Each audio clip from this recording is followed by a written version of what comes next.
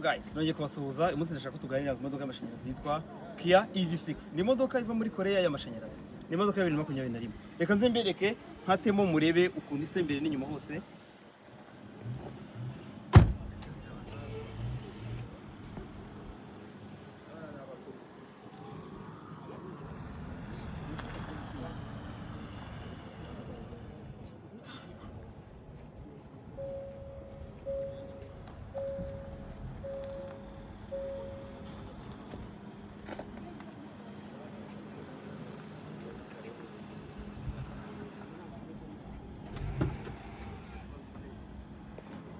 Iyi modoka uko muyibona ni imodoka igendera metero 580 iri full charge. Iyi modoka rero kubona umenye imodoka z'amashanyarazi iki uri kuyikoresha ikintu ugomba kwitwararikaho ugomba kumenya ko mugiye kugera mu mujyi ibirometero twavuze ugomba kubikora.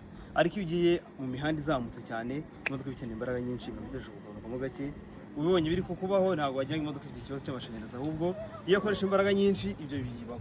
Reka mbereke muri butu y'imodoka ukora ikizamura muri butu ifite butu nini yisanzuye ikintu hano turabonamo charging cable yayo iyi ni ikoresha mu rugo uri gusharija kuko imodoka iyo isharije mu rugo yuzura hagati y'amasaha 8 na 12 ni ibintu bisanzwe biri normal iyo yicharije mu rugo iruzura kandi nibwo buryo bwiza badushishikariza gushariza kurenza uko wajya kuri station.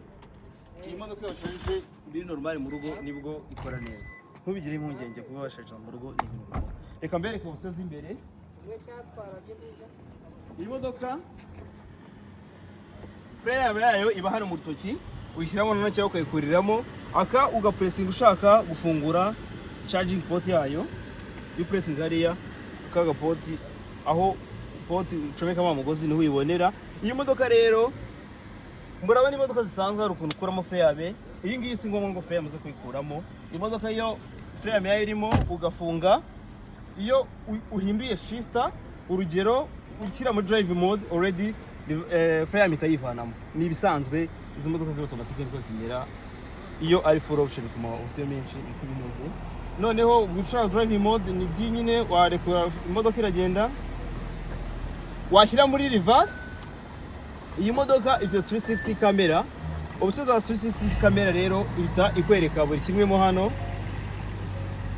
360 camera ikintu kiranga iyo udisplay inzano reverse ni ibintu bisanzwe ariko igomba kukwereka nuko imodoka ihagaze ikwereka obstacles ziri hirya no hino kugira ngo imodoka yawe bitagira ikibazo cyose cya accident.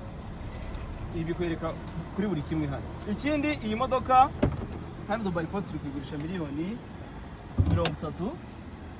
Ni imodoka nziza iyo uyiguze tuguha garanti y'amezi 6 nta kibazo. Iyo hari icyo wagezeho impungenge uraza tukagufasha. Reka mbereke muri kapo yayo.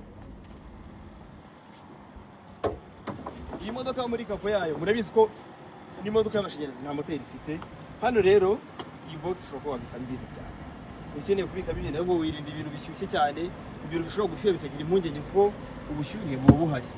Abashyushye mu gake ntabwo kahabura cyane ko system y'amashanyarazi ibe nta munsi yitwara ntabwo kahabura ariko ntabwo ishyuha cyane kuko radiateur ibikora na fan impamvu ibigenda ihoza ni ibisanzwe ko iyi modoka zigira ama AC ko iri gukora rero iyi modoka ntabwo na fan ikora ntabwo ishyuye buba bwinshi cyane. Ikiba gihari rero izi modoka ikintu witwararikaho nkuko nabibabwiye